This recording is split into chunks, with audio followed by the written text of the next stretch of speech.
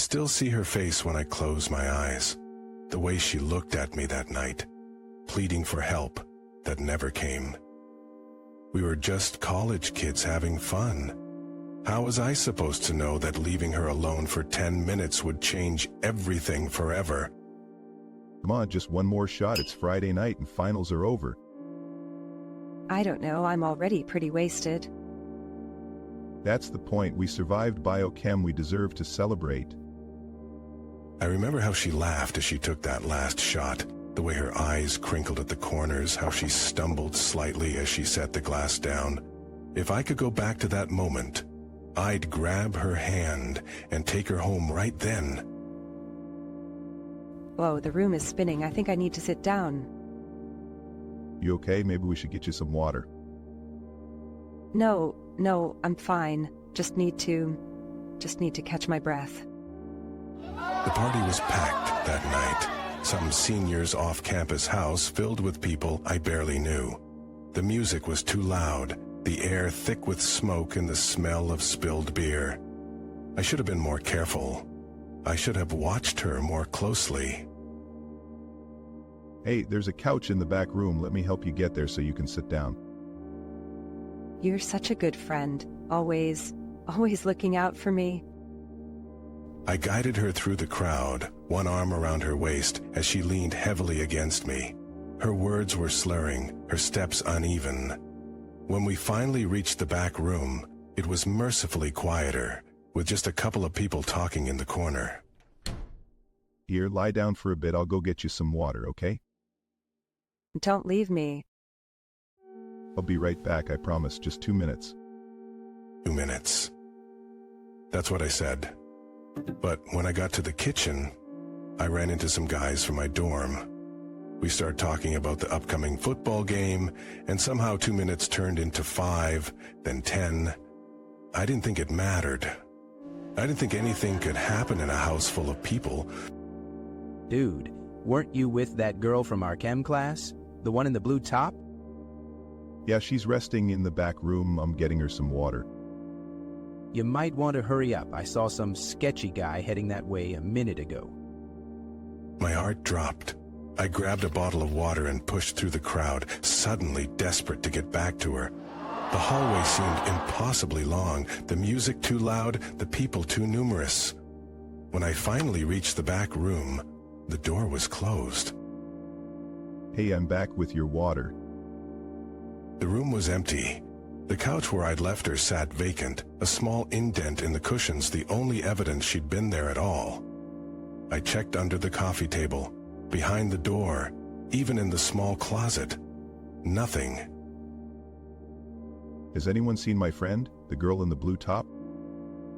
No one had seen her, or at least, no one admitted to seeing her. I searched the entire house, growing more frantic with each empty room. I called her phone repeatedly, but it went straight to voicemail. By midnight, I was outside, shouting her name into the darkness. Please, if anyone has seen her, just tell me. She was really drunk. She shouldn't be alone. The police came eventually. They took statements, looked at security footage from nearby stores, put out alerts. Days turned into weeks.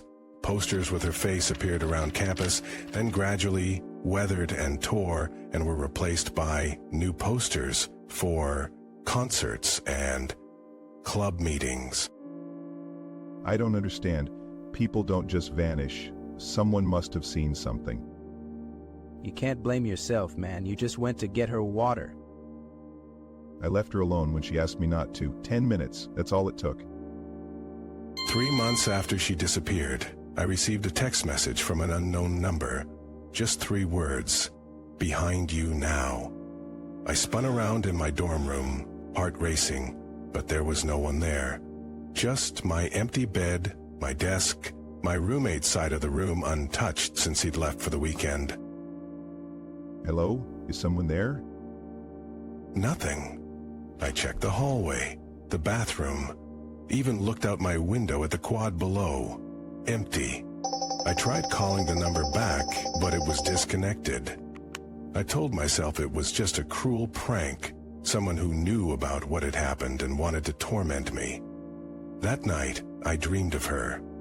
She was standing at the foot of my bed, her blue top stained dark with something I didn't want to identify. Her eyes were hollow, her skin pale. You left me alone. I woke up gasping, sweat-soaked sheets tangled around my legs. The digital clock on my nightstand read 3:17 a.m., and there, on my phone screen, was another text from that same unknown number. I'm still waiting for my water. This isn't funny. Whoever's doing this, stop it. I couldn't sleep after that. I sat up with all the lights on until morning, jumping at every creak of the old dorm building. When my roommate returned on Sunday night, I was a mess, eyes bloodshot from lack of sleep. Dude, you look terrible. What happened? Someone's been sending me messages about her. What? Have you told the police? They'll think I'm crazy. The messages disappear after I read them. I've tried to screenshot them, but they're gone when I check. My roommate suggested I see the campus counselor, that guilt was making me imagine things. Maybe he was right. Maybe I was falling apart from the weight of what had happened. But then the dreams started getting worse. In each one, she was closer to my bed, first at the foot, then by my legs, then standing right beside me. Always with that same accusation, you left me alone. Always with those hollow eyes staring down at me. I'm sorry. I'm so sorry. I didn't know what would happen. 1 week after the first text, I received another. Come to where you left me. I knew I shouldn't go. I knew it was either a sick joke or my own mind breaking. But I had to know. I had to try to find some closure. The senior who had thrown the party had graduated, but the house was still used for student housing. I went there on a Tuesday night when I knew it would be quiet. The current residents didn't know me, but when I explained I'd lost something at a party months ago, they reluctantly let me look around. It would have been in the back room where the couch is. The layout was the same, but the furniture had changed. The couch where I'd left her was gone, replaced by a futon and a beanbag chair. I stood in the center of the room, not sure what I was looking for or expecting. I was here. I left you here. I'm sorry. As I whispered those words, my phone buzzed in my pocket. Another text. Not there. Deeper. I didn't understand. Deeper where? The basement? There was a door in the hallway that I remembered led to a set of stairs going down. The current residents had said they didn't use the basement much. It flooded when it rained and smelled musty. I found myself standing at the top of those stairs, my phone's flashlight illuminating the darkness below. Each step creaked as I descended, the air growing colder and damper.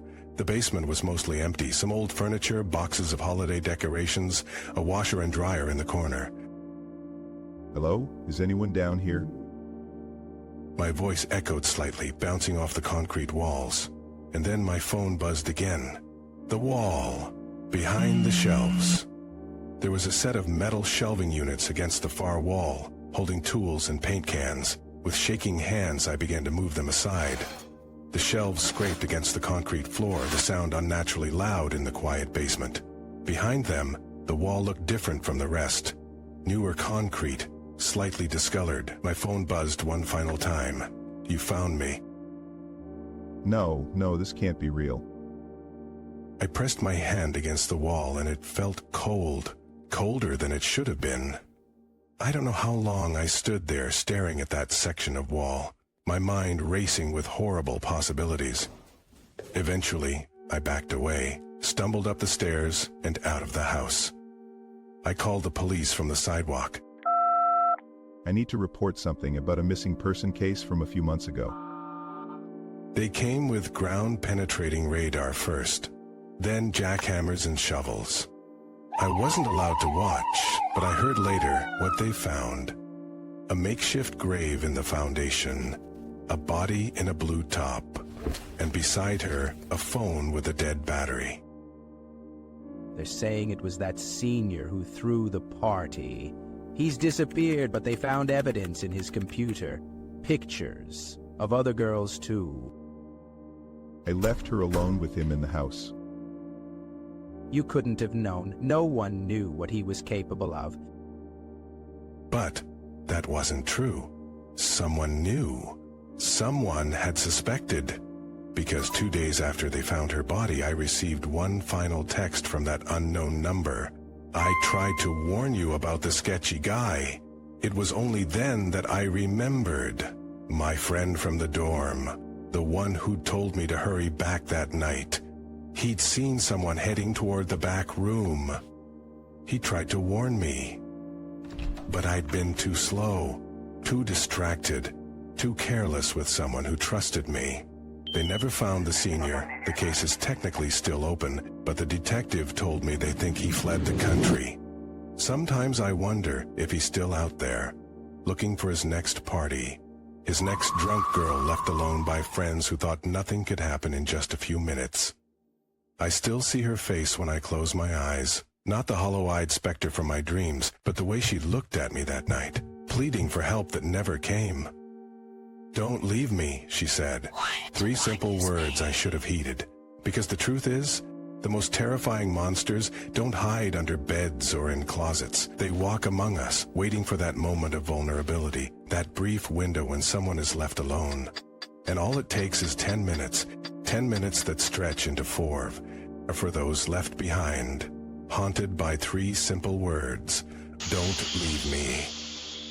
I won't. Not ever again.